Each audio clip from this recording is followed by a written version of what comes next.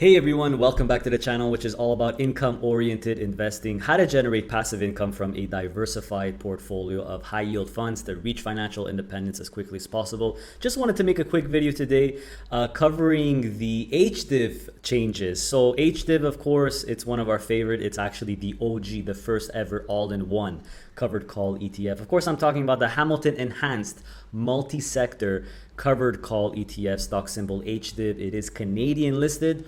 Just a reminder for my American friends out there. So HDIV recently announced some changes to their fund, to their ETF. So they're basically removing the FLI ETF and they're adding the HFIN ETF. So let's review these changes together. Let's check out what FLI actually had, what HFIN has. Are these changes good? Are they bad? Let's find out together and analyze it together right now.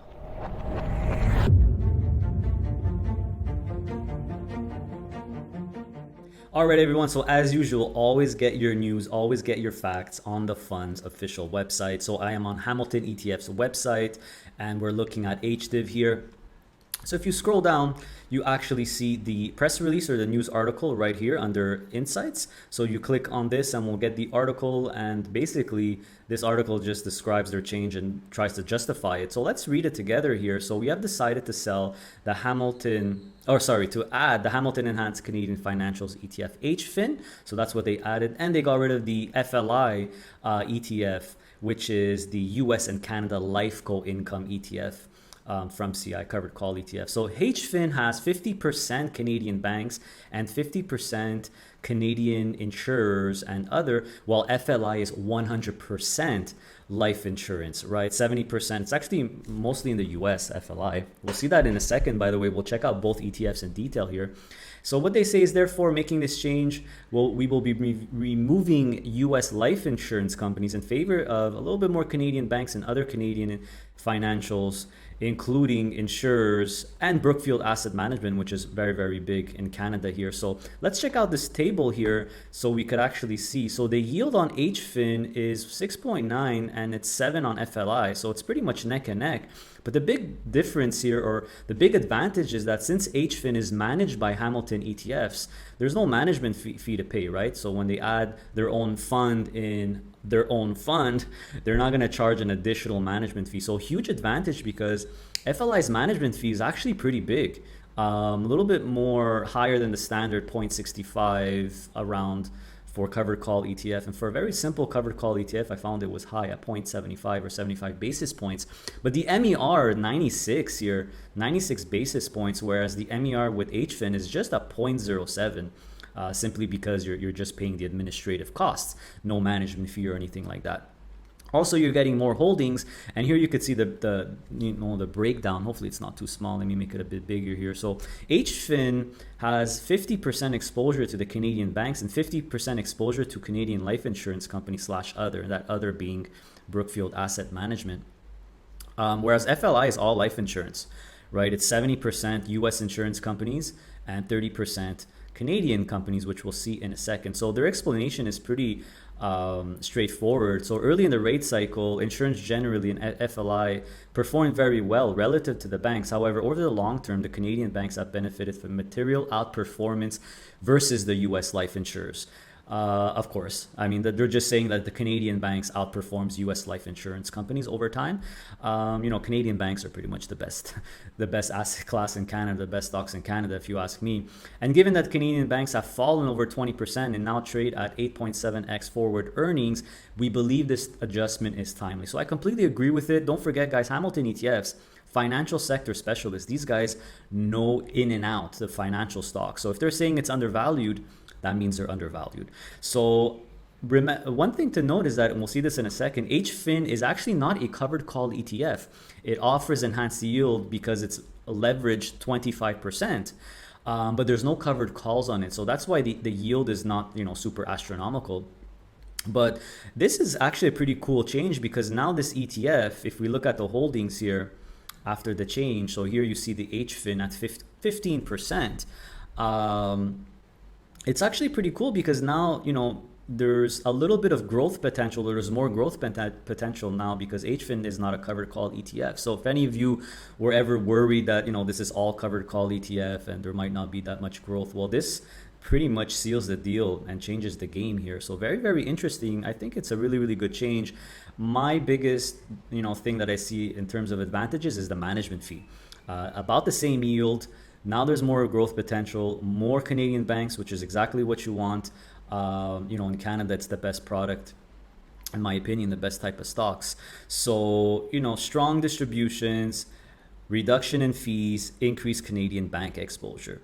So all in all, I think this is a very good change. They say here that this brings us, brings the fund or HDIV closer to the sector mix of the TSX 60, which is what HDIV tracks or tries to replicate. Don't forget. So let's just check out, HFIN and FLI in detail. So when it comes to FLI, it's a covered call ETF managed by CI, a pretty big covered call ETF manager in Canada. And you could see here that the MER, did they say 96? Yeah, 96. Pretty expensive, right? I mean, management fee 0.75, MER 96 for a very simple covered call ETF that only has the insurance company. So if we click on portfolio, I could get rid of this. Come on. Yeah. All right. So in terms of portfolio, there's 10 companies. That's it. All insurance companies. So you got Sun Life, Great West Life, and of course, Manulife from Canada. But the rest are all US companies. Globe, Life, Principal. Of course, you have, where's MetLife? Here's MetLife. That, it's always the building in a new shot of New York. Very popular in New York here, this building. So yeah, I mean, that's all it has. And if we look at okay, this is annoying me now. Let's try to refresh. If we look at the distributions or try to find the yield, you could see here it's only 6.69. This is the 12-month trailing yield, which means it's just the average yield for the last 4 distributions, which, for CI, it's quarterly. So pretty low yield. And if we look at HFIN, the yield is pretty close. I mean, 6.69, it's actually a bit higher now on HFIN. So HFIN is, the ETF that they added. This is actually managed by them, Hamilton ETFs. It's not a covered call ETF, but it is an enhanced ETF because it uses 25% leverage. So it's very similar to their extremely popular HCAL ETF, which just has the Canadian banks. But this one has the Canadian banks and also life insurance companies plus Brookfield Asset Management. So let's take a look at what it has here. So it has bank number 1, 2, 3, 4, 5, and 6, of course, the 6 banks, but it also has life insurance companies intact. It has Manulife, Sun Life, Great West Life. You also have Power Corporation of Canada, which is basically the owner of Great West Life and Investors Group, or IG. But you also have Brookfield Asset Management, which, I love Brookfield. I own one of their closed-end funds on the US side, RA, the Brookfield Real Assets Income Fund. So these guys, Brookfield, it is an asset management company that specializes in real estate and real assets, infrastructure, things like that. So this fund actually just, it's a fairly recent fund. It's not even a year it came out, and it's already at 72 million net asset value, which is pretty good. So another thing, and like I mentioned before, this is not a covered call ETF, right? It's just a enhanced ETF. And if we look at the distributions, you see something very interesting. There's already a dividend raise between June and July. So we, like HCAL, we should expect growing dividends, because this is more of a dividend growth solution, not a covered call solution. So this is good because it could add a little bit of growth and even distribution growth to HDIV. Of course, it's only 15%, but it's still a big chunk. And let's check out HCAL. I just want to show you real quick before we wrap up here. If you look at HCAL, which basically does the same thing HFIN does, so except it's only the 6 banks. So it has 6 banks that has 25% leverage. It doesn't have those insurance companies.